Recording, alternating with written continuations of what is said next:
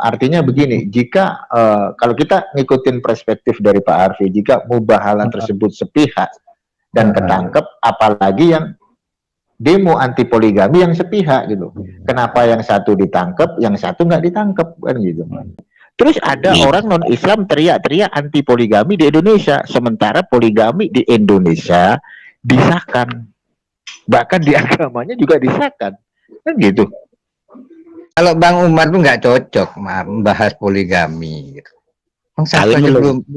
Ini rombongan terdepan dari semua penduduk acara hari ini, Galarua pada posisi terbang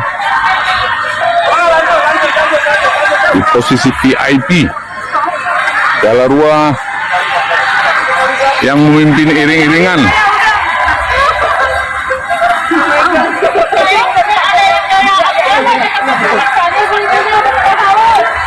Galarua memimpin iring-iringan kegiatan hari ini.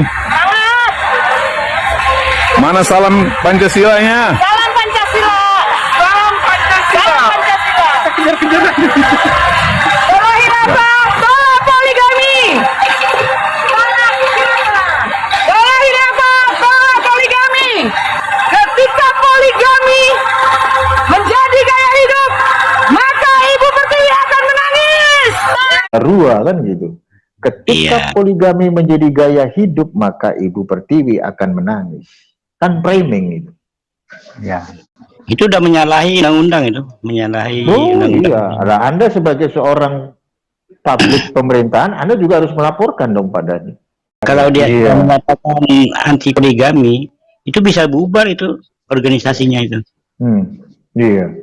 Bisa dibubarkan. Sebentar, gue nanya sama Pak Dhani, FPI bubar gara-gara apa? Kalau FPI aja bisa dibubarkan, kenapa Yayasan Galarua nggak bisa dibubarkan? Kan dia bilang anti poligami, itu kan melawan pemerintah. Galarua ini bisa dibubarkan. Bisa. Ya, saya yakin kalau dia sudah menyatakan sikap tadi ya, anti poligami, itu bisa dibubarkan ormas ini. Pastilah, nanti kita lihat aja berapa waktu akan dapat apa. Cuman kan nggak bisa seperti mengembalikan telapak tangan, enggak. Pemerintah akan mengambil tindakan ini kalau ada video dan disebarluaskan seperti ini, anti poligami katanya kan, atas nama yayasan ataupun ormas, itu bisa dibubarkan siapapun orang di dalamnya, pejabat apapun dia, karena itu undang-undang. Itu udah jelas itu melanggar undang-undang di video tadi itu. Kalau dia tersebar luas di media sosial, diviralkan, bubar itu.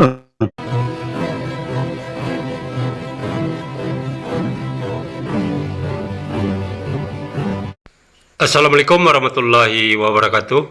Alhamdulillahillazi hadana li hadza wa ma kunna linahtadiya laula an hadanallah. Asyhadu an la ilaha illallah wahdahu la syarikalah wa asyhadu anna Muhammadan abduhu wa rasuluh.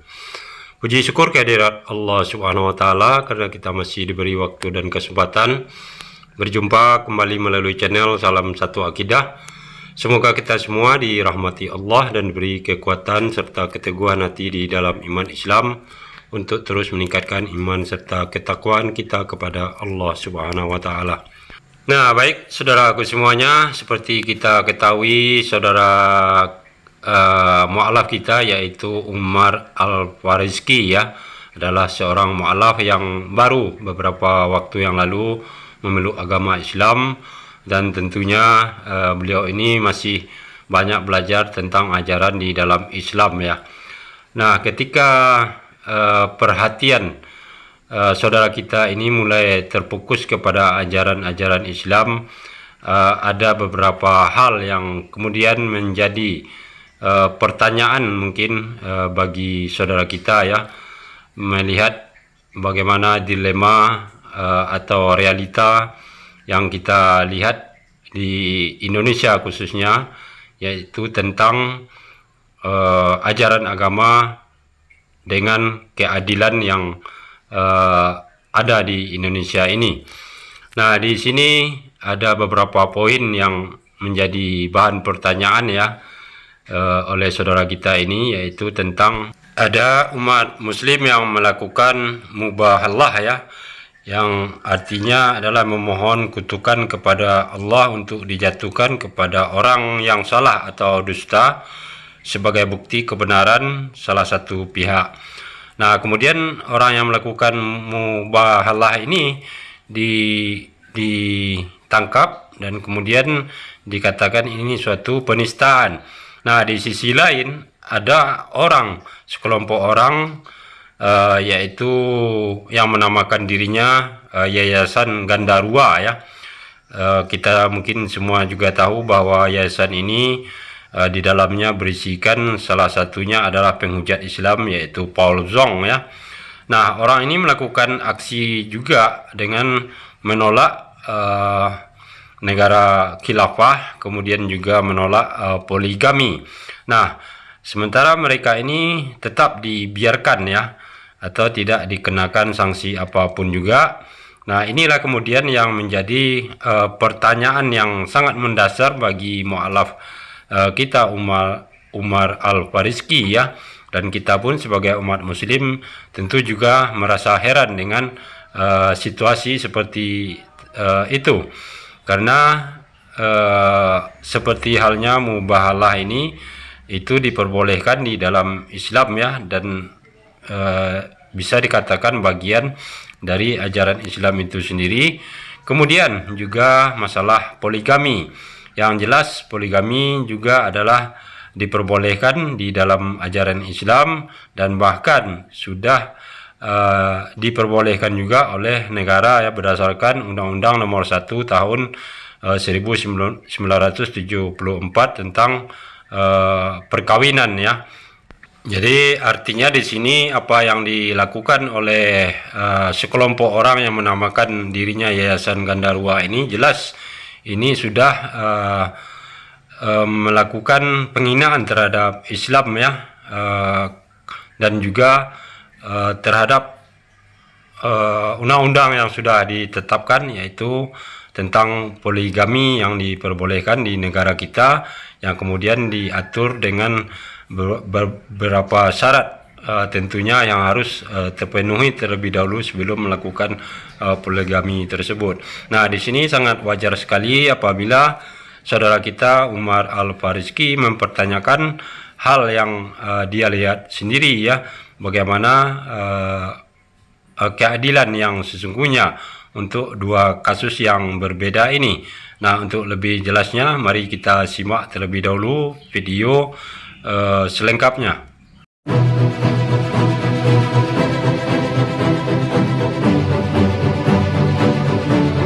Assalamualaikum Bang Umar. Iya, waalaikumsalam. Ada Pak Riki Antoni. Iya, boleh. Tentang hukum poligami di Indonesia. Ini saya baca di websitenya kompas.com. Dibolehkan di dalam hukum Indonesia.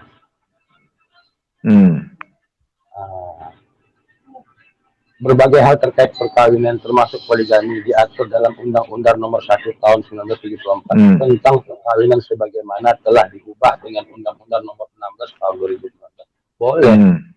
Hukum Indonesia membolehkan. Iya, artinya gini Pak Riki, boleh nggak poligami di Indonesia? Boleh kan?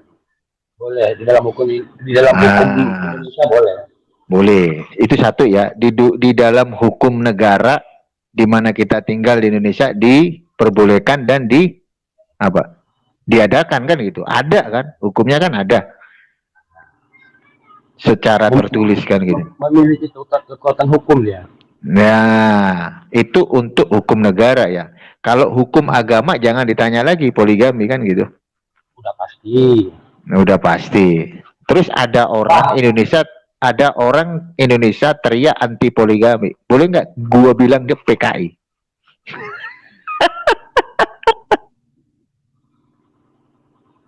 Bahkan bagi PNS pun dibolehkan loh Bang Umar. Coba PNS pejabat negara, tentu persyaratannya lebih ketat lagi.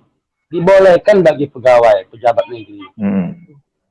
Lah iya kan intinya diperbolehkan, di Indonesia diperbolehkan, di agama Islam diperbolehkan. Terus ada orang yang notabene orang Indonesia membawa Pertiwi ngomong anti poligami. Berarti dia anti dengan hukum Indonesia, anti dia dengan Pancasila, Undang-Undang Dasar 1945 kan begitu. Iya, berarti dia anti dengan poligami. Sementara poligami resmi di Indonesia dan resmi di agama Islam. Boleh nggak gue bilang orang itu PKI? Seharusnya dia datang ke legislatif, minta diubah. Batalkan itu, hukum poligami, harusnya seperti itu.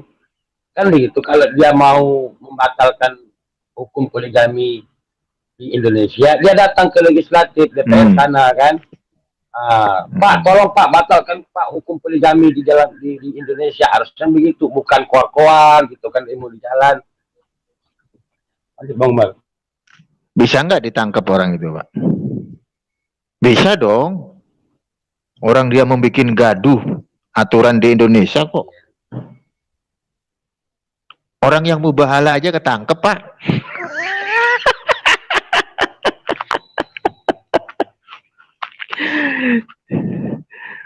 Ya, gue minta doa untuk para Ikhwan Villa ya. Gue minta doanya semoga Bang Umar dalam keadaan sehat walafiat. Ini bahaya lo ngomongin kayak begini lo, serius lo. Jangan ketawa. Pasti Bang Umar. Jangan kehilangan Muslim Bang. Saya tanya gini, Pak Riki nih, Pak Riki, iya gimana? Sedangkan yang banyak mengaku Islam aja, banyak yang anti dengan Habib Bahar bin Smith. Oh banyak, gua kehilangan subscriber banyak gua. Gua kehilangan subscriber banyak. Jadi aku begini aja, Bang Umar. Aku nanti di akhirat yang memberi syafaat nanti baginda Rasulullah Muhammad Sallallahu Alaihi Wasallam. Bukan subscriber, bukan subscribeku nanti di akhirat. Nggak masalah. Iya benar. Kan, nah, itu Bang Umar. Itu aja Bang Umar. Ya di sini udah bergabung nih Pak Dani nih. Ini akan gua cecar nih. Pak Dani ini kan orang pemerintah juga nih. Gua cecar nih ya. Assalamualaikum Pak Dani. Waalaikumsalam warahmatullahi wabarakatuh, Bang Umar dan teman-teman semuanya. Ya ini maaf ya, Pak Dani ini kan orang pemerintah juga nih. Ini pasti saya cecar dengan pertanyaan. Pak Dani, gue nanya ini. Sebelum saya minta maaf ya, karena Pak Dani lebih tua dari saya kan gitu. Saya masih lebih muda. Jadi saya harus menjaga yang namanya azab kan gitu. Jadi begini Pak Dani. Saya mau bertanya sama Pak Dani. Pak Dani, terkait dengan mubahala, boleh nggak saya dengan Pak Dani bermubahala? Boleh nggak? Iya, tergantung apa yang mau dimubahala. Ya. Soalannya apa? Kan begitu. Kalau yang kita contoh gini. Saya punya Mure Medan nih. Punya Mure Medan, ada sertifikatnya kan gitu. Saya kan penghobi burung. Terus dari pihak lain ngomong, sertifikatnya si Valen palsu katanya gitu kan. Terus gua tunjukin, ini loh sertifikat gua, ada ring APBN sama ring BNR, ada sertifikatnya. Masih nggak percaya kan? Maka nyampe lah yang namanya mubahala. Boleh nggak kayak gitu? Nggak boleh. Mubahala itu ditujukan terhadap orang-orang yang berkaitan dengan ajaran Islam. Nah iya Pak, itu kan sumpah tertinggi Pak Dani. Iya, itu yang berkaitan dengan. Iya, bisa kayak begini. Intinya kalau nggak percaya, ya udah kita mubahala kan gitu. Itu bukan mubahalah namanya. Nanti kalau mubahalah itu kan sumpah tertinggi, itu maksudnya bukan berkaitan dengan di luar pengajaran Islam. Contohnya begini, misalnya bahwasannya saya Baginda enggak gini. Gue pengen gini kan. Iya gini Pak Dani. Gue pengen tahu nih, Baginda Rasulullah kan pernah bermubahalah. Coba ceritain kayak gimana. Saya sih belum mendapatkan itu ya, yang tentang Rasulullah itu bermubahalah, itu bersumpah itu. Yang saya dapatkan hanya sumpahnya Rasulullah itu hanya gunakan sumpah laknat Allah menimpa. Itu ada. Kalau misal orang itu nggak benar, maka laknat Allah itu akan menimpa dia, kan intinya gitu. Boleh nggak itu orang dua Islam melakukan mubahalah? Boleh nggak? Boleh dong. Ya, yang kita kata boleh dulu kasusnya dulu Bang Umar. Kalau kasusnya sepele, misal bersumpah yang kasus sepele nggak usah. Itu kasus yang besar benar, iya. Kalau kasus sepele itu nggak gini. Kasus yang besar contohnya apa ini? Yang besar lah, contohnya apa? Yang paling besar? Contohnya ya diantaranya mencuri, kemudian fitnahan misalnya. Nah, ya udah itu. Makanya ketika ada kriteria fitnah ini dulu, lihat dulu Pak. Iya, misal gini, Pak Dhani difitnah orang nih, Pak Dhani ijazah lu palsu.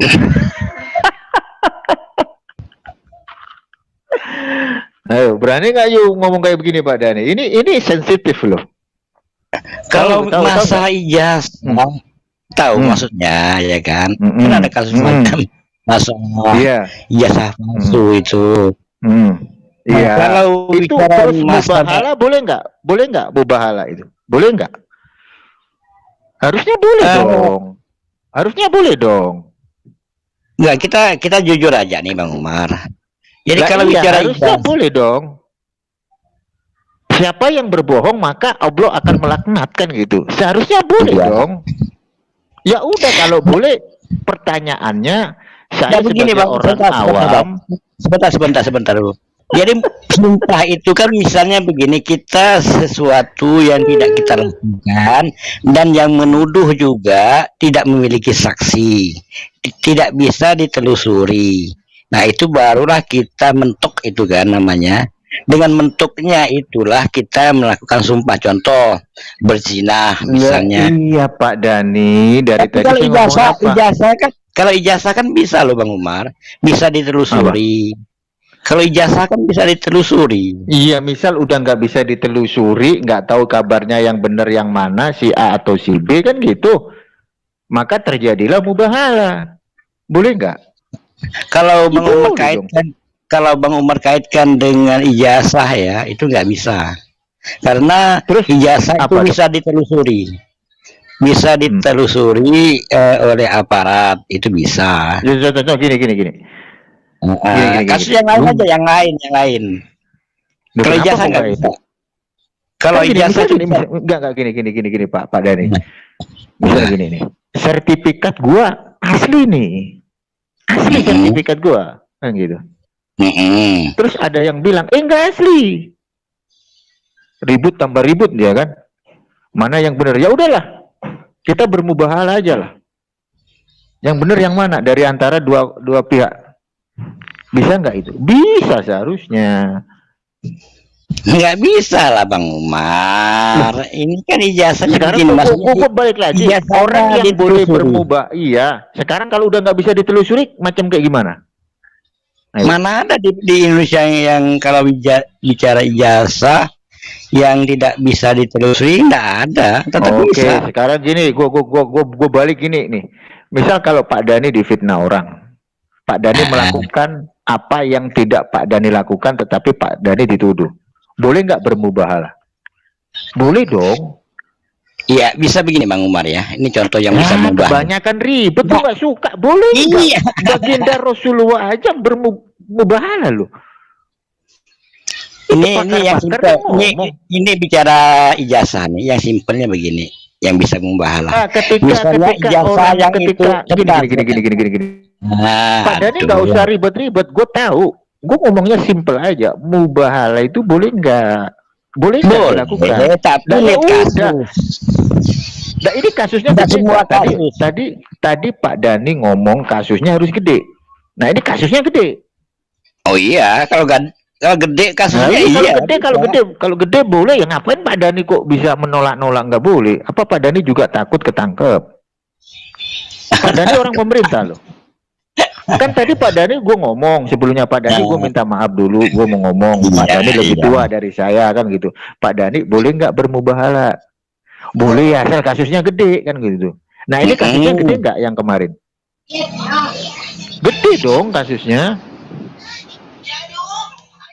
Aduh, kalau itu bukan, kita bukan masalah pemerintah atau bukan nih Bang Umar ya. Kalau itu ditelusuri, misal ini contoh yang bisa mubahalah, kasus kemarin itu kan, ternyata yang diambilnya itu bukan oknumnya, ternyata oknum orang lain, nah ya kan. Nah ini baru bisa mubahalah dia.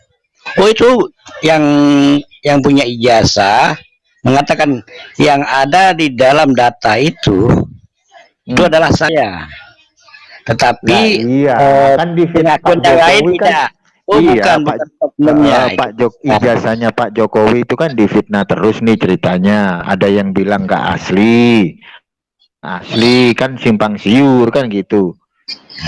Paham di sini. Tapi nggak usah ke sana lah. Nggak usah ke sana dulu lah. Yang lain Anda takut kan Anda, makanya itu. Yang lain aja dulu lah. Tuh kalau udah gue serang kayak begitu, gue cecar. Udah. Yang lain aja dulu. Yang poligami. Nah, sekarang yang poligami nih. Di Indonesia itu kan ada undang-undang perkawinan nih yang menetapkan terkait masalah poligami, disetujui di pemerintahan Indonesia. Di dalam hukum negara disahkan poligami. Di dalam hukum agama Islam lebih lagi diakui. Bahkan baginda Rasulullah berpoligami. Terus ada orang teriak anti-poligami. Bebas dia berkeliaran. Kalau dia berteriak anti poligami berarti dia cucu PKI. Nah iya, kenapa kok dia bebas? Sementara orang yang bermubahalah di penjara. Itu loh. Ya itu namanya kan ada namanya rasa kebangsaan. Bang Umar. Iya gimana? Kenapa di penjara? Kenapa di penjara orang yang bermubahalah? Nah itu gue juga nggak ngerti. Ya kan katanya penistaan agama. Ada yang ngomong penistaan agama. Iya. Itu coba cek itu. Itu pasal-pasalnya dikumpulin semua kan gitu. Jadi gue nggak bisa loh, istilahnya. Agama. Makanya mereka ditangkap. Itu kan ada beritanya udah viral. Yang Gus Nur dari Malang itu Pak. Itu sampai Bang Egy Sujana. Bang Egy itu kan angkat suara itu. Bang Egy Sujana itu. Sampai angkat suara. Ya saya sebagai umat Islam Pak ya, gue berpikir lu ini kok bisa ketangkep sementara orang yang teriak anti poligami, di mana poligami itu dilindungi di Indonesia dan menjadi satu undang-undang perkawinan yang sah di Indonesia, bahkan lebih lagi di dalam agama Islam diakui.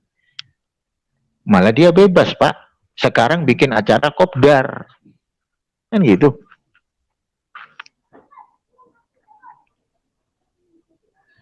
Ya kita berdoa aja. Mubahalah tidak diatur di dalam tidak diatur undang-undangnya, tidak formal di dalam hukum Indonesia. Kan intinya gini Pak Riki, di Indonesia diberi kewajiban kebebasan dalam hal beragama melakukan ritualnya masing-masing. Mubahalah itu ritual nggak di dalam Islam. Salah satu prosesi nggak di dalam Islam. Salah satu kegiatan nggak di dalam Islam. Kecuali nggak ada baru kan gitu. Ada yang bilang itu penistaan agama. Itu sampai gue, penistaan agama dari mana? Coba orang mubahalah itu. Bahkan baginda Rasulullah aja pernah melakukan prosesi mubahalah. Mubahalah tidak diatur dalam hukum formal Undang-Undang Negara Republik Kesatuan Republik Indonesia. Dan hanya dilakukan non formal. Umumnya tujuannya mubahalah adalah sebagai peringatan atau sok terapi agar seseorang tidak mudah bohong dalam sesuatu hal. Nah, kan boleh Pak. Intinya kan kita diberi kebebasan dalam hal beragama, termasuk mubahalah kan gitu seharusnya.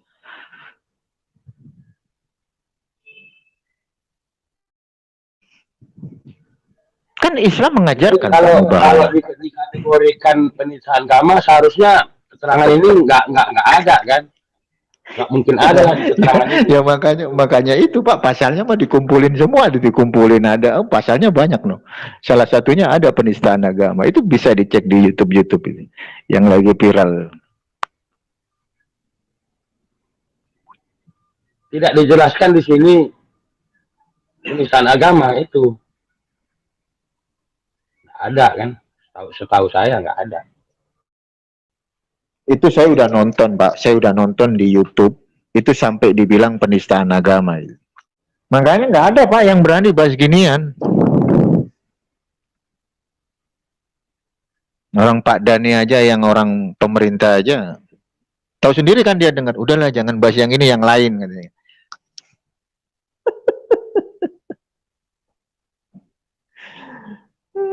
Astagfirullahaladzim, ya Allah.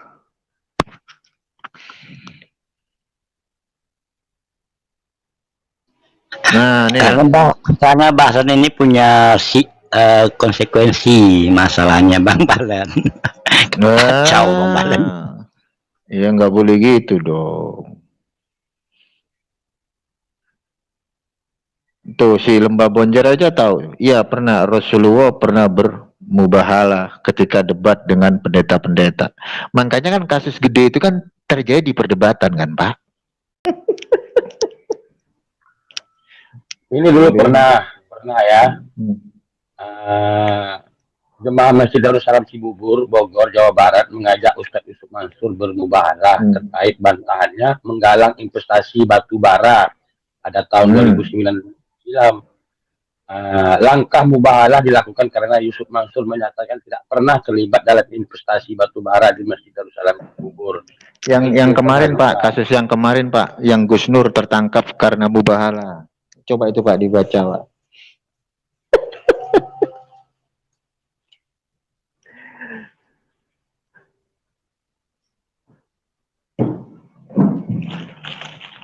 Baru aja itu Pak, baru aja itu kasusnya itu. Jadi Gus Nur itu dipanggil, ya, nggak ditangkap katanya, tapi nyampe sana ditangkap gitu loh.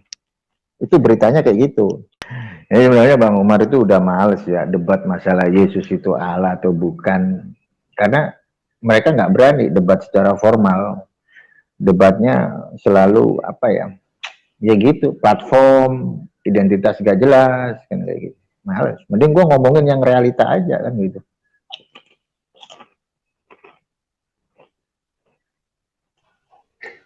Gini loh Bang Umar, kalau kita bicara realita, begini gimana? Mbak, Anda setuju nggak banyak YouTuber itu yang cuma demi konten?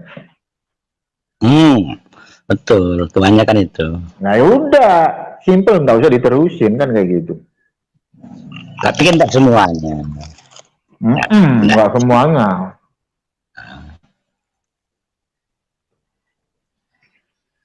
Jadi kalau kita perhatikan ya, di dalam negara kita ini sudah memberikan fasilitas ya kepada umat Islam, baik itu dari segi hukum, ada namanya pengadilan agama, ya kan. Kemudian yang kedua itu fasilitas umat Islam loh sebenarnya Pak, karena Pak Dhani, sebentar gue interupsi. Seandainya Umar bin Khattab itu hadir di era ini, gue pastiin tuh yang teriak anti poligami ini, gue pastiin kalau ada Umar bin Khattab hadir di era postmodern ini, itu yang ngomong anti poligami. Serius, kepalanya terpisah dari badannya.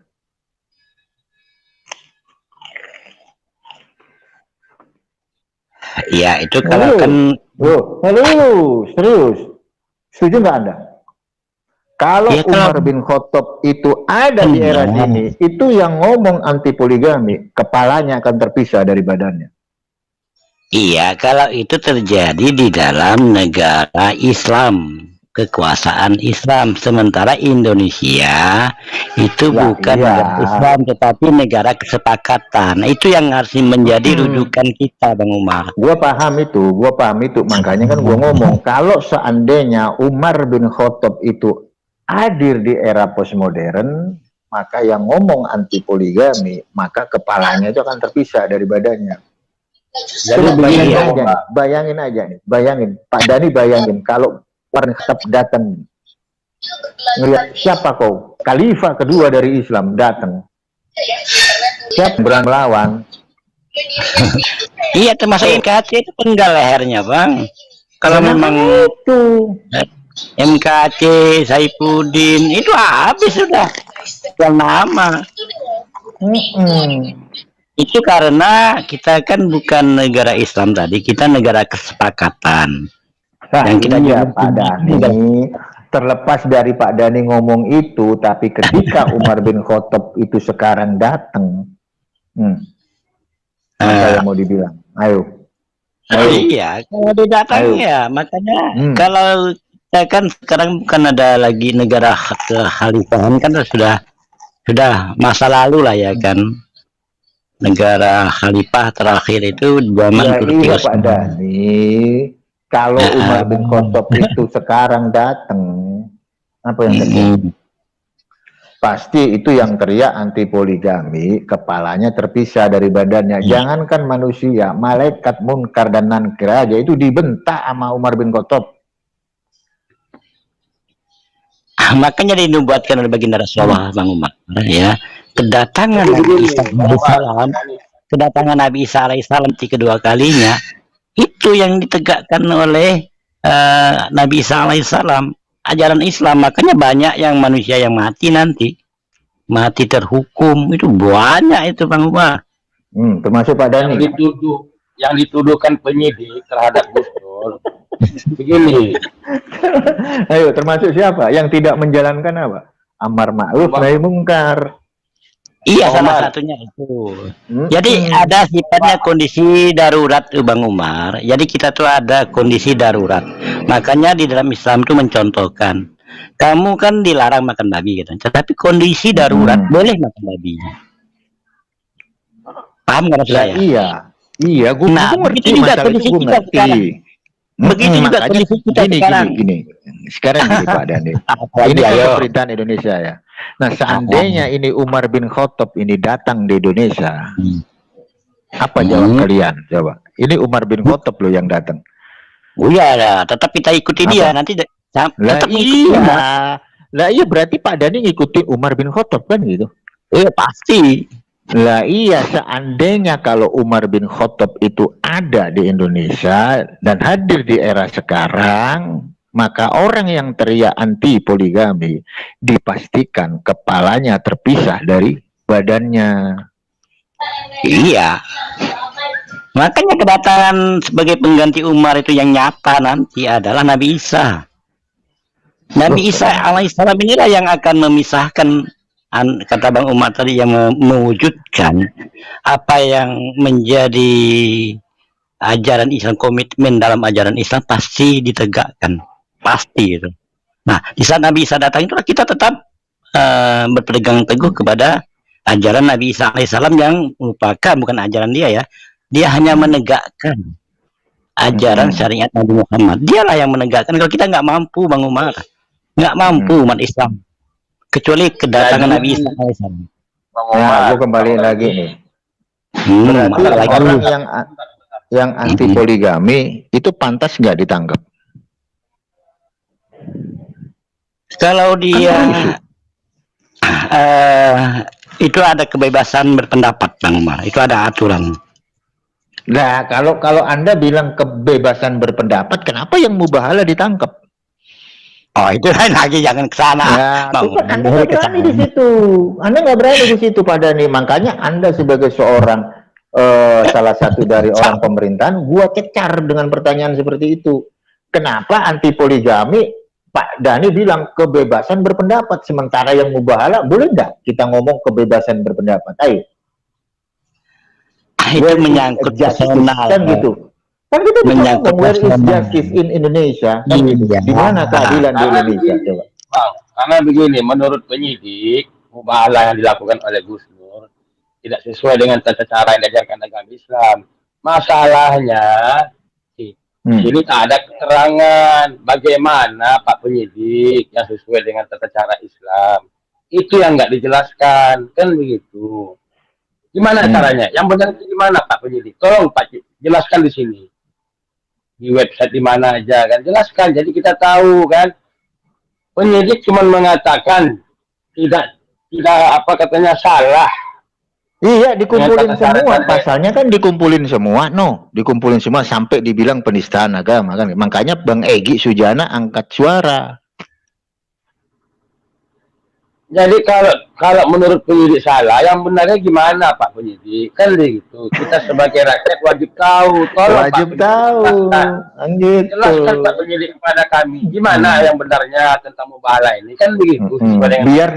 Biar nanti suatu saat kita bermubahalah nggak sampai ketangkep kan gitu ada ceritanya. perbandingan kan gitu kan. Ini mubahalah dari Gus Nur, ini mubahalah menurut penyidik sesuai dengan ajaran Islam, kan kita bisa ada perbandingan. Ini nggak ada keterangannya nggak ada. Jadi Pak Riki mah bisa aja nih. ya, aku baca di keterangan website nggak ada, cuman itu aja, menyalahi tata cara. Takutnya gitu kan Pak Riki ya. Nanti pas kita mubahalah ketangkep nanti, ya kan? Makanya Jadi aku minta dari penyidik, tunjukkan Pak penyidik yang mana yang benar Pak penyidik, ajarkan kami, kan begitu. Jadi biar kami nggak ditangkap nanti. Saya kan penyidik nih ya, saya penyidik nih. Oke, saya sebagai penyidik. Oke. Jadi kalau ingin mubahalah maka harus mendapatkan persetujuan dari MUI. Baru bebas itu.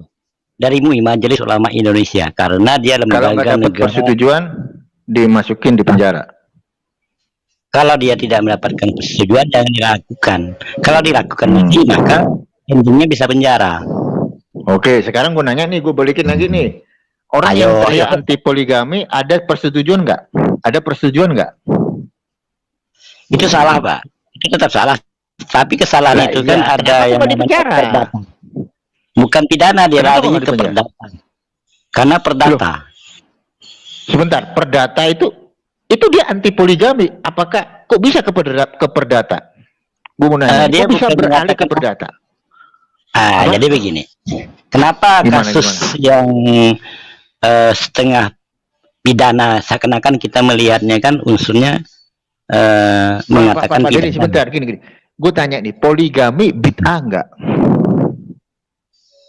Enggak. Nah, di Indonesia sudah baku enggak? Disetujui enggak poligami? Disetujui, diakui. Nah, kalau udah disetujui, diakui, berarti konsep poligami di Indonesia udah bener nggak? Benar. Nah, kalau ada yang merongrong, mencoba untuk mengusik poligami, orang itu salah nggak? Kalau dia mengusik tanpa ada tindakan anarkis, hanya mengeluarkan pendapat, maka itu bersifatnya kayak demo lah kan, dibenarkan. Ya, bilangnya begini, kalau jangan biarkan gaya hidup poligami ada di Indonesia. Nanti kalau gaya hidup poligami di Indonesia diterapkan, maka Ibu Pertiwi menangis. Itu sudah menyalahi Pak. Nah, sudah menyalahi. Pantas nggak orang itu masuk penjara? Kalau ada pengaduan itu bisa. Itu kan bukan delik umum, seharusnya delik pengaduan ya. Iya. Masuk ke delik pengaduan. Yang saya heran itu. Yang mubahalah ditangkap, yang itu nggak ditangkap.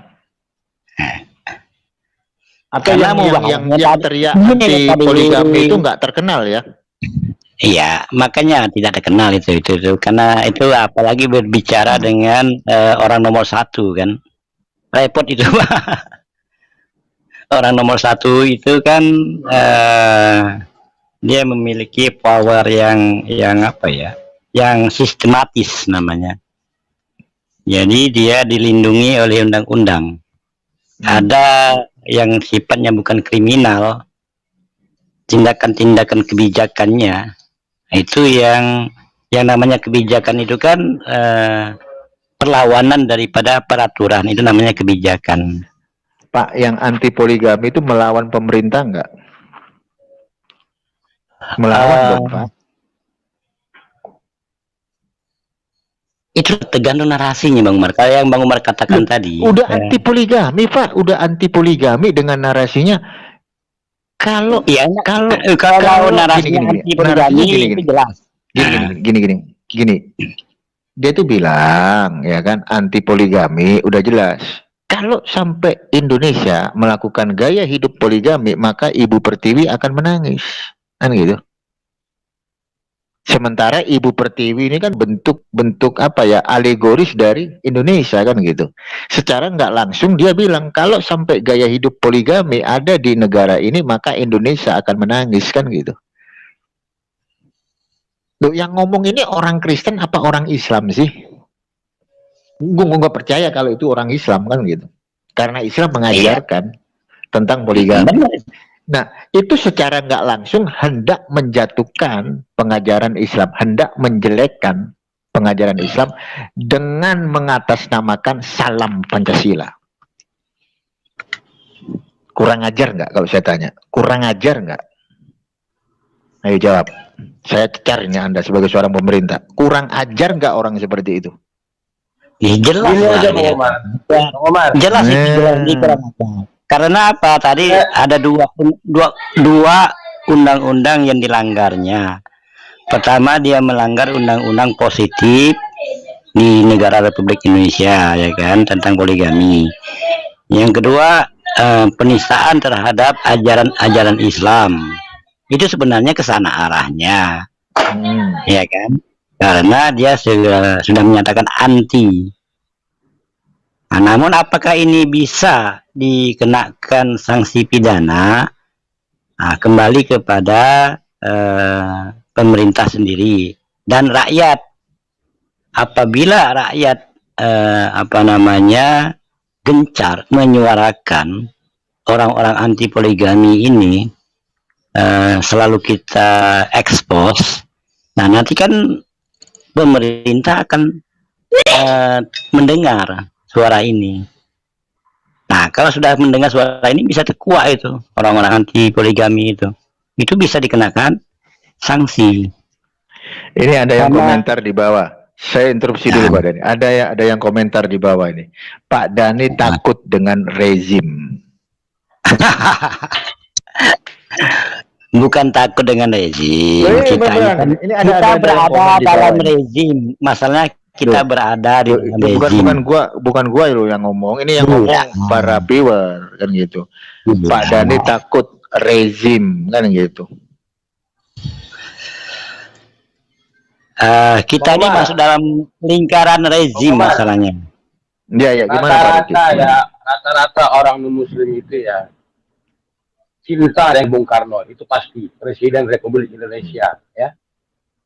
Itu rata-rata tuh mayoritas yang dari PDIP itu kan bahkan militan. Itu cintanya dia terhadap Bung Karno, ya kan begitu.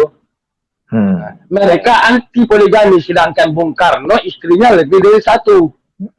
Bung Karno poligami loh. Berarti dia secara langsung tidak langsung benci terhadap Bung Karno, bapak masuk Indonesia. Begitulah. Oke. Ini udah menjurus ke politik ini. Ini pasti 2023 pasti yang diomongin politik karena skemanya udah terbentuk gitu. Saya suka politik, Bung Mat. Yang penting jangan sampai terpecah belah kan gitu.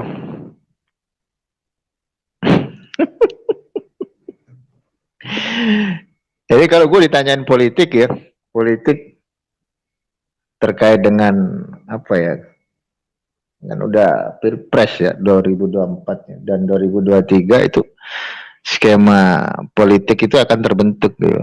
Makanya waktu gue tadi di TikTok gue ditanyain, Bang Umar, presidennya siapa yang kau pilih? Oh, Ana nggak ngerti, gue bilang gitu kan. Yang penting siapapun presidennya, gue bilang yang istiqomah kan gitu. Nggak terima dia. Loh, siapa ini dari antara pilihan itu? Gua aja nggak ngerti yang dicalonkan siapa kan gitu. Kan belum dicalonkan, belum ditetapkan. Iya, belum makanya itu jawab. Tadi gue di TikTok ditanyain itu Pak Riki. Kalau misal calonnya si A si B, Bang Umar pilih mana? Gue jawab siapapun presidennya yang penting istiqomah. Nggak terima dia. ngejebak saya gitu. Astagfirullahaladzim.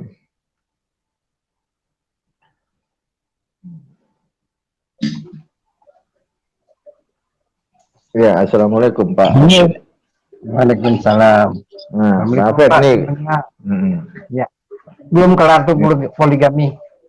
Belum. Ini berhubung ada orang pemerintahan juga nih, salah satu dari orang pemerintahan, makanya saya cecar tadi. Pak Dhani nggak berani nerusin yang mubahala tadi. Udahlah Bang Umar, janganlah ke situ. Lu juga pengen tahu kan? Takutnya gini loh Pak Afed, takutnya kita bermubahala ketangkep juga gitu loh. Nah, mubahala yang benar sesuai dengan aturan negara itu yang kayak apa gitu loh. Jadi kita sebagai warga negara yang baik, ya kita kan harus patuh sama pemerintah gitu loh. Jangan sampai kedepannya kita ada satu prosesi mubahala, nanti kita ketangkep. Nah, kita minta masukan yang benar itu mubahala secara sistem pemerintah di Indonesia itu seperti apa supaya nggak melanggar undang-undang kan kayak gitu. Masalahnya apa? Udah dijawab. Udah dijawab. Yang penting mubahala itu minta persetujuan dari MUI. Udah selesai. Iya. Nah, kalau nggak dapet, ya gue kembali lagi yang si anti poligami itu. Oh ya Pak mau nanya tuh Pak, kalian nih Pak nanya masalah mubahalah ya. Mubahalah itu kan ada syaratnya tentunya Pak. Gitu. Orang melakukan mubahalah itu kan ada syaratnya Pak. Ya itu, ya kita juga kurang mengerti itu. Mungkin Pak Dhani tahu masalah makanya saya gini aja simpelnya, mubahalah kalau ingin melakukan mubahalah minta persetujuan MUI, karena di MUI itu ada kajian keagamaan termasuk mubahalah ya, termasuk yang lain lah, semuanya ada di dalam pak-paknya masing-masing. Iya, tapi kan itu diperbolehkan kan Pak Dhani, di dalam Islam kan diperbolehkan, nggak dilarang. Nah, iya. Nah, misal gini nih. Misal gini, kalau Pak Dhani bilang diperbolehkan, kalau kita minta izin MUI, pasti dong MUI itu ngasih izin kan gitu. Dalam rangka apa kan pasti gitu pertanyaannya. Dalam rangka apa ada mubahalah kan gitu. Nah, kalau alasannya tepat, ya why not kan gitu. Ya. Kalau alasannya nggak tepat, nggak mungkin MUI memberikan izin karena dia bertanggung jawab. Gue juga setuju itu. Gue setuju kalau itu. Tapi kalau udah benar-benar dia mengikuti sistem kan gitu, tapi masih aja ketangkep, macam kayak gimana ini? Kalau masih tertangkap nggak mungkin lah, MUI tetap membela, make up. Karena dia mengizinkan, dia pasti make up nih Bang Umar. Nggak bisa kita membela. Balik lagi, kalau mubahalah itu boleh dilakukan umat Islam, kenapa kok ditangkap? Mungkin dia tidak melalui MUI tadi. Tidak melalui keterangan dari MUI, sumpah mubahalah dilakukan untuk kepentingan agama, bukan urusan dunia. Itu aja dari Majelis Ulama Indonesia ya. Nggak ada keterangannya harus minta persetujuan dari MUI kalau kita mau berbahalah. Nggak ada keterangan dari MUI. Sumpah mubahalah dilakukan untuk kepentingan agama, bukan urusan dunia. Cuman itu aja keterangan dari MUI. Lanjut Pak. Ya. Kalau kita kembali ke mubahalah kemarin tuh ya, itu kan ada yang dituduh, ada yang menuduh gitu loh. Nah itu semestinya dua-duanya harus ketemu, sama-sama mubahalah gitu. Karena mubahalahnya sepihak, ya mungkin dari situ gitu. Karena mubahalah sepihak aja gitu. Dan itu kan tuduhan belum terbukti gitu. Menurut saya begitu Bang. Kan ada dua, ada yang dituduh, ada yang tertuduh gitu loh. Sama lah kalau di Madura itu kan biasalah sumpah pocong ya, kan ada sama aja itu. Nah itu kan dua-duanya kumpul itu, dua-duanya kan, gitu. Dua-duanya itu kan. Nah kalau ini kemarin kan sepihak aja gitu. Sepihak ya. Sepihak. Iya, kan sepihak itu Bang. Kalau di Madura kan, ya kalau masalah hukumnya saya kurang tahu gitu loh. Iya, kan ketangkep kan Pak. Realitanya kan ketangkep Pak. Iya. Nah, yang anti poligami itu sepihak nggak? Nah, kalau ahli anti poligami, kalau di kita kan poligami kan sunnah Bang, nggak wajib. Enggak, yang ngomong anti poligami itu sepihak nggak? Ya dia sepihak dia. Ya kenapa kok nggak dipenjara? Gitu loh. Gitu Ya, loh Pak, mungkin maksud saya. Ya kalau mungkin dia perspektifnya dari agamanya sendiri kali. Gitu. Ya mana ada Pak orang Islam anti poligami Pak? Ya nggak ada kalau orang Islam anti poligami. Berarti itu kan sepihak kan Pak? Ya sepihak. Nah, kenapa kok kan Ada Bang Umar, orang yang mengaku Islam anti poligami banyak lagi, bukan banyak itu orang yang mengaku Islam tapi dia anti poligami, banyak itu Bang Umar. Ya berarti dia bukan Islam kan gitu. Kita kan disuruh ngikutin sunnah Nabi. Baginda Rasulullah berpoligami. Tapi kan harus ada syaratnya, nggak boleh sembarangan kan gitu. Ya betul. Itu sama dengan prosesnya nggak main-main kan gitu. Ya. Artinya kalau ada orang yang menentang poligami, dia bukan umat Islam. Udah simple gitu. Orang kafir itu jelas kafir jelas. Dia anti poligami jelas, dia kafir. Ini enggak ya ngaku-ngaku Islam tapi dia anti poligami. Itu munafik orangnya Pak. Sebenarnya kan begini Pak, yang diserang itu bukan masalah poligaminya. Nanti larinya ke Nabi Muhammad itu. Itu yang aslinya yang diserang Nabi Muhammadnya gitu. Bukan poligaminya sebenarnya mereka yang diserang gitu. Kalau saya ya Pak ya, kalau perkiraan saya begitu gitu loh. Karena ya memang permainan mereka seperti itu gitulah.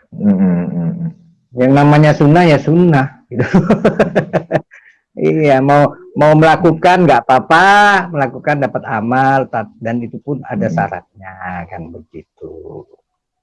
Gitu Pak. Apa yang nggak mau poligami Pak? Poligami itu telah disyariatkan oleh Tuhan. Hukum itu dari Tuhan langsung kan begitu. Tapi lebih kuat hukum dari manusia Pak ya? Lebih takutnya daripada hukum manusia. Tapi kan tetap ada syarat-syarat tertentu ya untuk poligami gitu. Udah pasti Pak, Islam itu nggak sembarangan. Udah pasti itu syaratnya ketat. Ketat Pak. Iya, ya makanya dari itu Pak. Sebenarnya kan isu poligami itu bukan poligaminya yang diserang Pak. Aslinya tuh dibalik gue balik lagi Pak ya.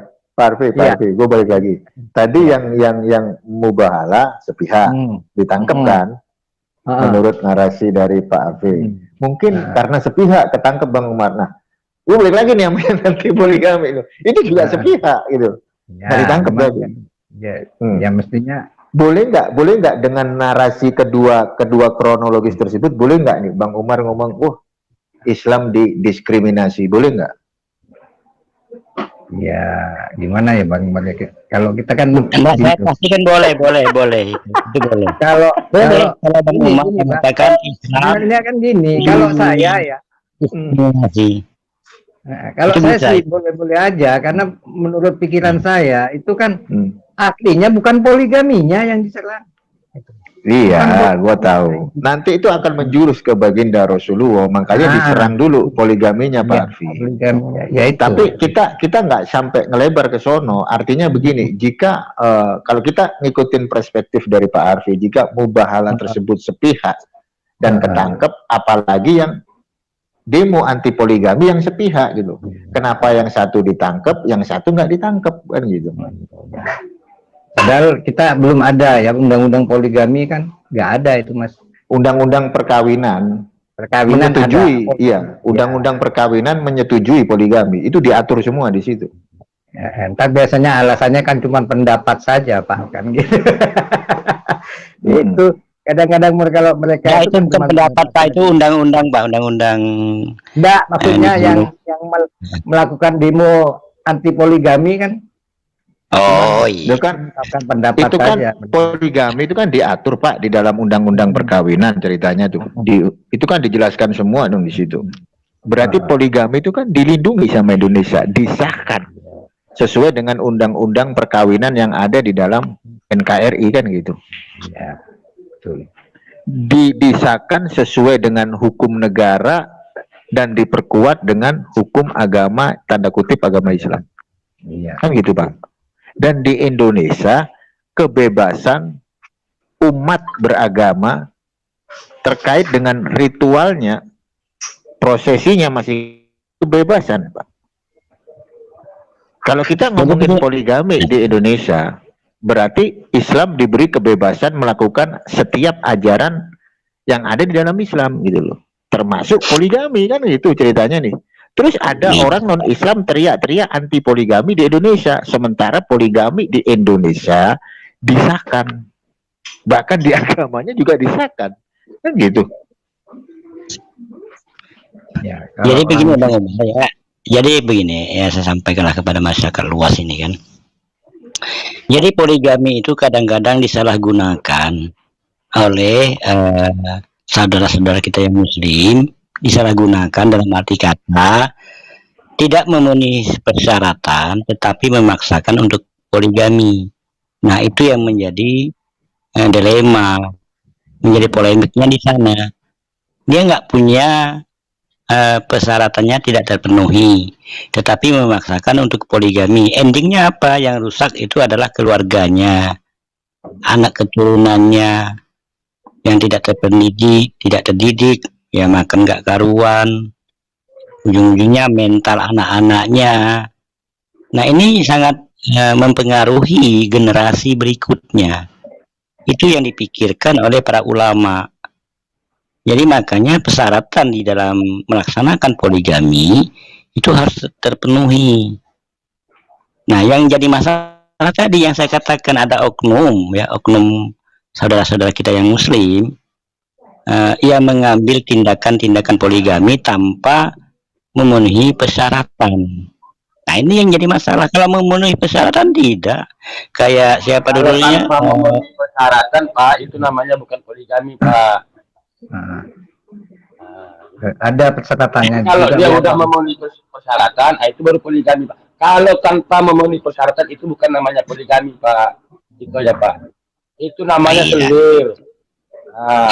Enggak. Nah, itu Pak, jangan Pak, jangan dimasukkan ke poligami Pak. Kalau poligami itu sudah pasti persyaratannya lengkap. Betul. Kalau dibilang selir tadi, ya ini yang jadi masalah yang banyak sekarang ini kan yang terjadi selirnya. Kalau memang mau diarahkan ke selir, ya ini yang terjadi. Bukan cuma di mana-mana ya, di daerah saya juga banyak terjadi kok. Seperti itu. Nah, endingnya apa? Anak istrinya terbengkalai istilahnya, nggak karuan hidupannya, agamanya jauh. Jadi efek daripada poligami yang tidak memenuhi selir tadi, efek karena selirnya ini, nah efeknya cukup besar dan cukup luas, berdampak kepada keturunan. Generasi-generasi masa depan generasi Islam menjadi buram karena tidak memenuhi persyaratan tadi. Ini ada yang komen ini Pak Dani, ada yang komennya kayak begini nih. Ini gimana tanggapan Pak Dani nih? Nih dari Nyi Roro Kidul. Pak Dani tidak takut Allah Subhanahu Wa Taala, cuma takut rezim. Nah, yuk. Gimana nih? Masalahnya dulu apa yang mau ditakuti ya kan? Kalau poligami kan itu kan diizinkan tetapi kan memiliki persyaratan. Apakah kita dikatakan tidak takut dengan Allah? Allah juga menyampaikan demikian. Fankihu ma qabalakum minan nisa masna wa sulasa. Fa in khiftum, ini ingat, fa in khiftum kata Allah. Apabila kamu tidak bisa berlaku adil, tidak memenuhi persyaratan, fawahidah satu. Yang tadi itu loh yang tadi bilang orang yang mengatasnamakan poligami tanpa persyaratan yang ditentukan oleh syariat Islam itu namanya bukan poligami Pak Dani. Iya, kadang-kadang orang itu kan mengatasnamakan poligami poligami itu jelas hukum-hukumnya, syarat-syaratnya jelas. Kan begitu. Kalau syaratnya tidak terpenuhi itu namanya bukan poligami, selir gendak, gundik namanya itu, Pak. Nah, lanjut, Pak. Nah, ya itu lebih setuju, saya lebih setuju istilah itu ya, selir ataupun apa gundik ya namanya. Lebih tepatnya ke sana. Mbak, sebenarnya ya, kalau Bang Umar tuh nggak cocok membahas poligami. Gitu. Bang Sasto aja belum, iya. Satu aja belum dapat. Ayo sama.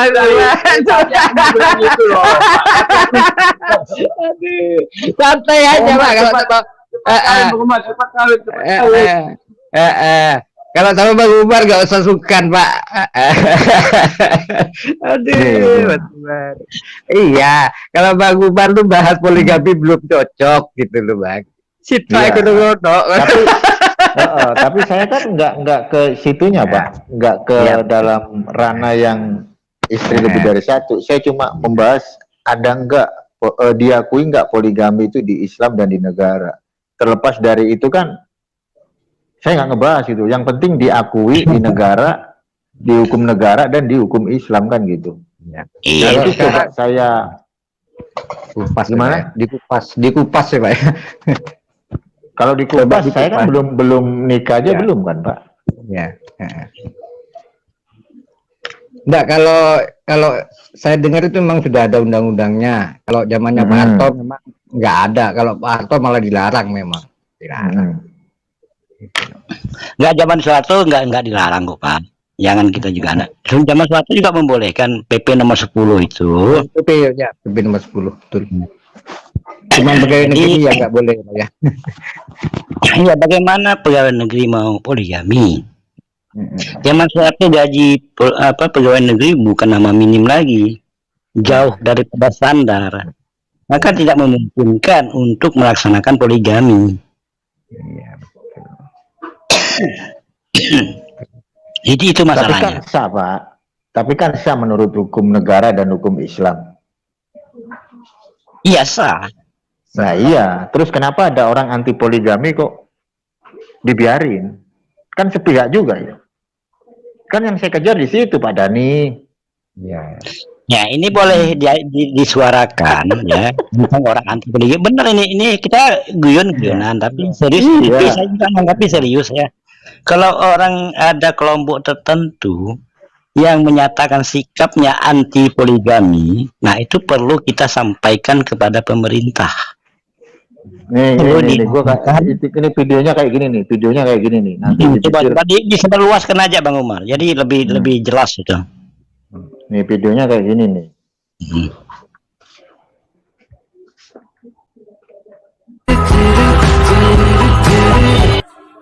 Pelan-pelan aja. Santai ya, Bapak santai. Saya sudah kelakuan. Tenang. Bunda, pelan-pelan aja biar nggak capek. Ini kakinya Pak Jenderal ini cepet terus. Pak Jenderal udah biasa. Saya rongkadi. Saya mengikuti sekarang. Ada si Martin dari sini. Ini rombongan terdepan dari semua penduduk acara hari ini, Galarua pada posisi terbang di posisi VIP. Galarua yang memimpin iring-iringan.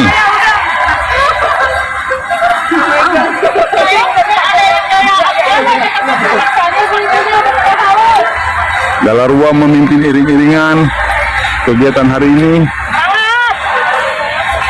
Mana salam Pancasilanya? Salam Pancasila. Salam Pancasila. Salam Pancasila. Tolong hilafah, tolong poligami. Tolong hilafah, tolong poligami. Ketika poligami menjadi gaya hidup, maka Ibu Pertiwi akan menangis. Tolong hilafah. Berarti yang ditolak itu video ini kapan ini muncul video ini Bang Umar? Oh itu kan Yayasan Galarua. Pak. Enggak, maksudnya kapan itu terjadi tuh? Nggak tahu, pokoknya ada videonya. Sudah saya ambil duluan, kan itu Yayasan Galarua. Kan udah bilang Galarua kan gitu. Ketika poligami menjadi gaya hidup, maka Ibu Pertiwi akan menangis. Kan framing itu.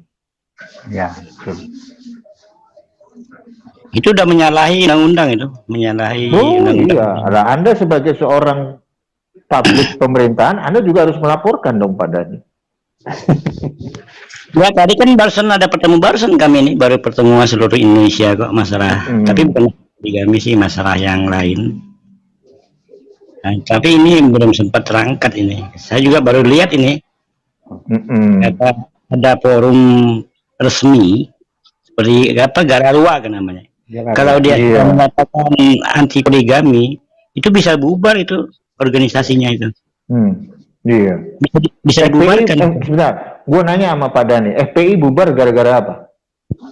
Dibubarkan gara-gara apa? Karena khilafah katanya. Oh, dituduh khilafah. Enggak, Pak. Diduga. Enggak diperpanjang. Apanya tuh masalah apa ya? Masalah itu kalau nggak salah FPI itu masalah perizinan ormasnya tidak diperpanjang karena kan ada unsur merencanakan dianggap atau dianggap untuk mendirikan negara khilafah, dan itu bertentangan dengan undang-undang kita, karena undang-undang kita Indonesia ini menganut azas mufakat ataupun negara apa namanya kesepakatan. Jadi kalau sudah kesepakatan atau perjanjian, kalau sudah ada perjanjian, bunyinya apa? Sila keempat bunyinya apa? Kerakyatan yang dipimpin oleh hikmat, bijaksanaan dalam permusyawaratan perwakilan. Ya, itu yang bikin narasi itu Habib siapa? Begini Bang Umar. Itu kalau setahu saya dulu apanya itu Pak Dhani, kan itu ada kayak perjanjian MOU antara pemerintah di apanya itu Pancasila di sana tidak dimasukkan gitu loh. Gitu loh. Gitu. Cuman dimasukkan di lembar lain yang tidak tidak bersinggungan dengan MOU syarat yang utama gitu loh. Jadi Pancasila itu nggak masuk. Iya, gini. Iya. Jadi tahu saya itu FPI dibubarkan karena apa nih? Saya pengen tahu karena apa. FPI kan ada tuh ormas FPI yang dibubarkan kan gitu. Gara-garanya apa? Apakah melawan pemerintahan? Ada perencanaan, dianggap punya perencanaan untuk mendirikan negara khilafah berdasarkan internasional, kan ada juga itu yang berarti di Indonesia kan nggak menyetujui khilafah, intinya kan gitu. Iya. Oke. Tapi Indonesia menyetujui khilafahnya, negara khilafahnya. Ya, berdirinya negara khilafah tidak. Berarti Indonesia tidak menyetujui negara yang sistemnya khilafah gitu. Bukan sistem, apa namanya? Negara khilafah lah. Negara khilafah. Nggak salah anggaran dasarnya gitu Pak. Anggaran dasarnya itu dia nggak menyantumkan Pancasila di sana. Kalau nggak salah loh. Saya pernah dengar dari Mahfud MD itu. Oh, iyalah. Oke, itu nggak ada Pancasila kan, anggaplah nggak ada Pancasila, terus diduga membuat Indonesia menjadi negara khilafah kan udah bertentangan dengan Indonesia, intinya kan kayak gitu tuh. Ya kalau khilafah ya kalau sama undang-undang kan ya nggak. Nah, yang intinya kan bertentangan dengan narasi yang ada di pemerintahan Indonesia kan. Ya. FPI dibubarkan kan kayak gitu, bertentangan dengan narasi sama sistem pemerintahan di Indonesia kan gitu. Ya. Nah, yang satunya Yayasan Galarua, bukan yang FPI, yang jelasnya HTI, sorry, bukan FPI. Oh, gimana HTI. sih Pak? Kalau FPI itu Pak, anggaran dasarnya ya, anggaran dasarnya itu nggak tercantum tercantum Pancasila ya FPI ya. Nggak mau dia. Waktu itu nggak mau, cuman ada di lembaran lain gitu loh. Cuman waktu itu sama pemerintah ya harus masukkan ke anggaran dasarnya itu, tapi tidak tetap nggak dimasukkan gitu loh. Makanya nggak gitu. Narasinya kayak gitu. Ya, menurut setahu saya berarti melawan pemerintah. Ya, kan gitu ya. Terus kalau narasinya seperti itu dianggap bahwa Front Pembela Islam itu melawan pemerintah, ya. Tapi saya lebih percaya sama Habib Rizik sama Habib Bahar kan gitu. Kita anggaplah seperti itu, melawan pemerintah kan gitu. Ya sebenarnya nggak melawan sih Bang gitu loh. Kalau melawan kan konfront gitu loh. Gitu. Kalau yang namanya melawan yuk konfrontasi itu dah. Kan melawan, gitu. Sebenarnya nggak melawan, cuman kan tidak menaati peraturan saja gitu loh. Nah iya, kan intinya kan di situ tuh. Makanya nggak diperpanjang kan FPI di nggak diterusin kan gitu. Ya. Dianggap ormas yang pokoknya negatif lah kan gitu. Nah sekarang gue balikan nih, kalau FPI aja bisa dibubarkan, kenapa Yayasan Galarua nggak bisa dibubarkan? Kan dia bilang anti poligami, itu kan melawan pemerintah. Makanya tadi saya bilang Galarua ini bisa dibubarkan, bisa. Saya yakin kalau dia sudah menyatakan sikap tadi ya anti poligami, itu bisa dibubarkan ormas ini. Pastilah, nanti kita lihat aja berapa waktu akan dapat cuman kan nggak bisa seperti mengembalikan telapak tangan lah. Pemerintah akan mengambil tindakan ini kalau ada video dan disebarluaskan seperti ini, anti poligami katanya kan, atas nama yayasan ataupun ormas, itu bisa dibubarkan siapapun orang di dalamnya, pejabat apapun dia, karena itu sudah melanggar undang-undang. Itu udah jelas itu melanggar undang-undang di video tadi itu. Saya kan baru lihat juga itu. Mungkin baru ini videonya, mungkin berapa hari ini kali. Baru 2 mingguan ini kayaknya. Karena saya lihat. 2 minggu berarti udah lama itu, 2 mingguan. Cuman data ekspos ya. Enggak Pak, karena kan memang suaranya kecil dia Pak. Oh. Ya paling ada yang melihat dari mereka sendiri Pak. Oh pantesan.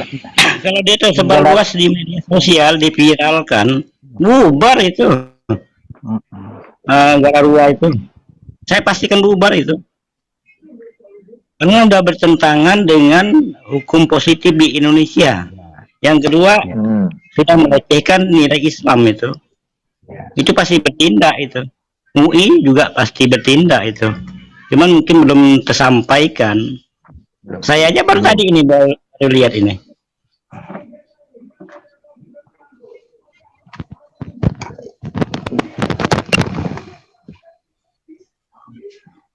Nanti kan bisa jadi bahan juga nanti untuk kedepannya kan, ini kan dibicarakan Galarua kan. Ya, Pak Dhani bicarain itu, nanti Pak Dhani saya kasih videonya. Iya, pokoknya kita dapat Pak Dhani orang pemerintahan. Iya, kita suarakan Bang Palem. Ada hal-hal yang itu harus kita suarakan, wajib kita kan sebagai umat Islam kan, apalagi sebagai pemerintah yang berkecimpung di dalamnya, ya kita wajib menyampaikan.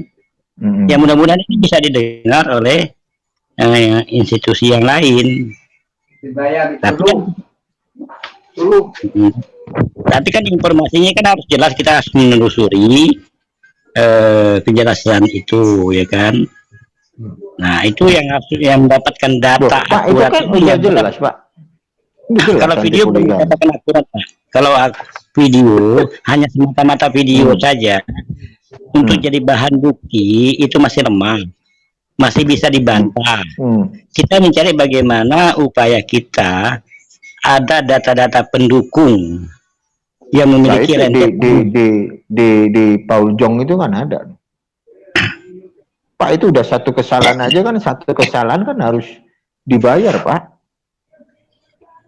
Maksudnya orang berbuat salah gini, masa orang berbuat salah itu nunggu kesalahan 2 kali baru dihukum? Ya enggak lah Pak, itu kan buktinya udah jelas. Bukan kesalahan maksud saya nih. rentetannya, ya kan? Rentetan maksudnya peristiwa itu di mana dan siapa-siapa yang berada di dalamnya, siapa yang membackinginya atau siapa yang mensponsorinya, itu harus jelas, Bang. Jadi kalau kita di dalam mengajukan, ini kan delik aduan jadinya. Nah ini bisa harus takutnya di saat kita mengadukan mental sia-sia kerja kita. Makanya membutuhkan tadi lokasinya di mana, kapan waktunya, siapa yang mempeloporinya, penganggarannya dari mana. Galarua, Pak, kan yang bikin Yayasan Galarua ya Yayasan Galarua kan, ya yang hidup di yayasan itulah, Pak. Nanti kan waktunya. Saya tanya nih, Pak, maaf saya potong, Pak. Undang-undang poligami itu yang diperbolehkan tuh mulai tahun berapa, Pak? Udah lama itu, Pak. Sebenarnya udah lama. Udah, apalagi dikuatkan dengan Undang-Undang Nomor 16 tahun 2019. Itu ada, buka aja. Undang-Undang Nomor 16 tahun 2019. Takutnya kan video itu diakuin. Oh, ini perbuatan sebelum undang-undang ada, kan repot, Pak. Nah, itu makanya saya katakan tadi kita ditelusuri dulu. Nah, kan? Makanya penelusuran itu penting untuk di dalam memberikan pelaporan.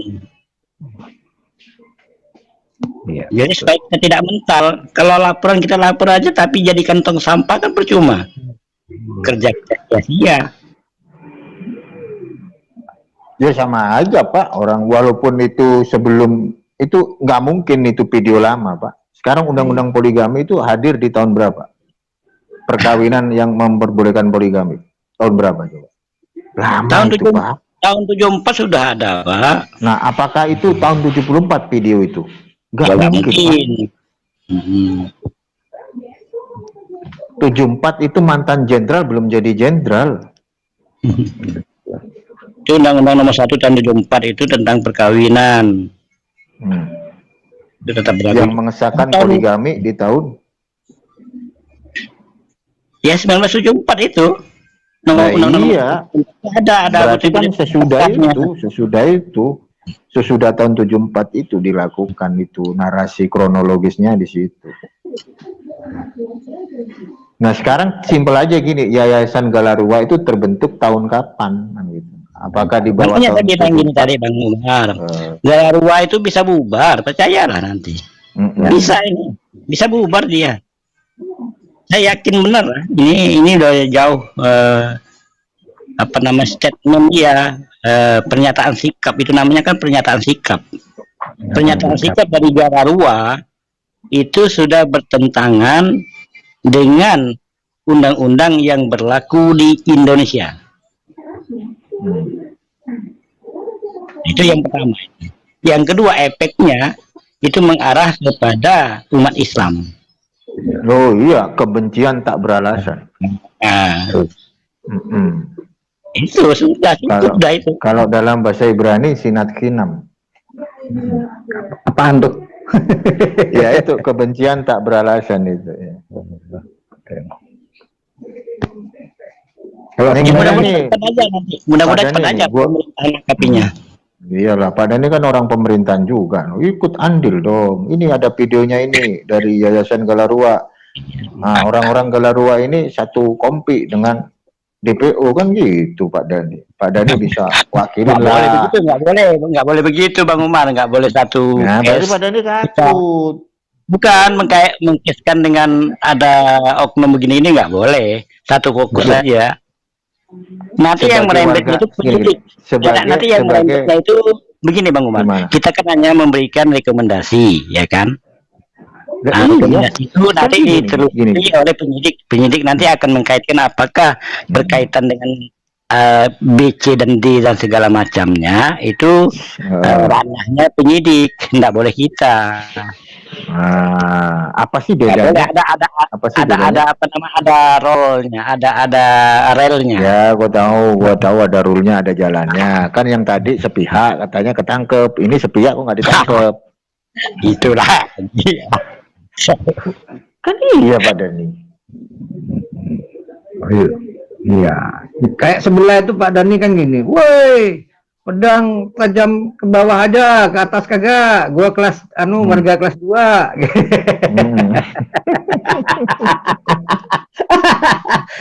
Teriakan mereka begitu, Pak. Nggak tahu, kita juga kepukul ya. Kita kalau kepukul diem aja, Pak. Itulah. Ya memang kalau mungkin kalau saya bisa mengerti Pak Dhani, mungkin bukan bagiannya Pak Dhani lah. Gitu. Cuman paling Pak Dhani ngasih masukan gitu aja. Ini lo ada nih, gitu. Paling gitu aja. Jadi begini, di dalam pemerintah, bukan berkaitan dengan lepas dari konteks Pak Dhani. yang lain. Pak Dhani, lepas dari konteks. Nah, gue pernah dengar nih, gue pernah dengar dari salah satu berita dari para ulama dan para habaib. Mereka mau ceramah, ada yang ngelarang. Maulidan lagi. Dia mau ceramah maulid Nabi. Tapi dilarang. Ini kenapa Pak Dhani? Pak Dhani kan juga orang pemerintahan juga. Iya, yang melarang siapa dulu? Contoh nih, Habib Bahar pernah loh.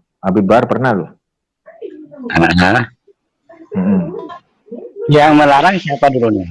Ini biasanya begini nih, dia ada yang bermain di balik layar, ini Bang Bal. Ini kita jujur aja ya. Kita jujur aja.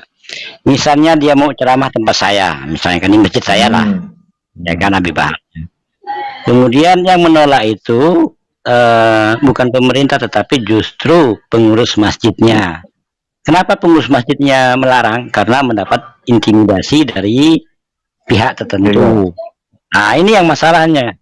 Kalau ketua undang, contoh kayak gini Pak Dhani, Habib Bahar nih, misal Pak Dhani ngundang Habib Bahar kan gitu. Kan boleh dong mengundang Habib Bahar kan gitu. Kan kebebasan beragama kan. Tapi kalau di dalam kepengurusan masjid tersebut, enggak, kita undang pribadi. Contoh gue undang pribadi. Iya. Bukan masjid atau di rumah, enggak masalah itu. Enggak masalah. Enggak boleh. Ini ada aturan yang contoh gini simpel aja. Saya paham maksudnya, saya paham. Gini bukan Habib Bahar deh, gue kasih bukan Habib Bahar. Yang kayak kemarin tuh kasus yang viral tuh, UAS datang ke Singapura kok nggak boleh? Oh, lain negara nggak bisa Pak. Bukan UAS Ustadz Abdul Somad itu koruptor nggak? Iya, itu luar negeri nolak. Kita kan Ustadz Abdul Somad itu koruptor buronan apa kagak? Bukan. Nah, yang buronan, yang koruptor ke Singapura ada nggak dari Indonesia? Banyak. Nah, kenapa Ustadz Abdul Somad nggak boleh ke Singapura? Iya, karena negara kita bukan negara kita tidak bisa ada ekstradisi di Singapura, nggak ada. Hukum ekstradisi. Nah, ekstradisinya nggak ada. Kita nggak bisa menekan atau mencampuri daripada kebijakan ataupun aturan yang ada di Singapura. Gue ngerti itu Pak. Contoh misalnya, gue tuan rumah nih, Pak Dhani mau datang ke rumah saya, gue berhak dong. Pak Dhani, yuk nggak boleh ke rumah gue, kan gitu. Nah, itu kan bisa jadi alasan. Tapi yang gue heran, Ustadz Abdul Somad ini dia bukan koruptor, dia bukan teroris, ya kan? Dia ke Singapura bukan untuk dakwah, ya kan? Dia rekreasi loh, nggak boleh. Sementara orang yang koruptor boleh, orang yang ingin menikah di Singapura boleh, karena di Indonesia nggak bisa kan? Protestan sama Katolik itu nggak bisa nikah di Indonesia, bisanya nikah di Singapura. Boleh. Nah, gitu. Ayo, alasan apa lagi Pak Dhani? Nah, alasan cuma satu aja, karena dia bukan negara kita yang bisa kita atur. Awas kepleset. Nggak bisa, memang itu negara dia. Kita tidak punya. Iya Pak Dhani. Kalau koruptor diperbolehkan, kenapa UAS nggak boleh? Kan di situ. Itulah kebijakan negara mereka. Kita tidak bisa mencampur. Gitu. Ya nggak bisa kita campuri masalah koruptor atau perampok besar lah ya kan. Lari ke Singapura. dilindungi oleh orang Singapura karena dianggap menguntungkan secara ekonomi, secara finansial, sangat menguntungkan negara Singapura. Ya kita nggak bisa menangkap di sana. Sama dengan Nggak ini bisa, Pak, kasusnya dokter lain. Itu kan nggak bisa masuk ke Singapura juga. Sama itu. Iya. Nggak bisa dia masuk ke sana. Gitu.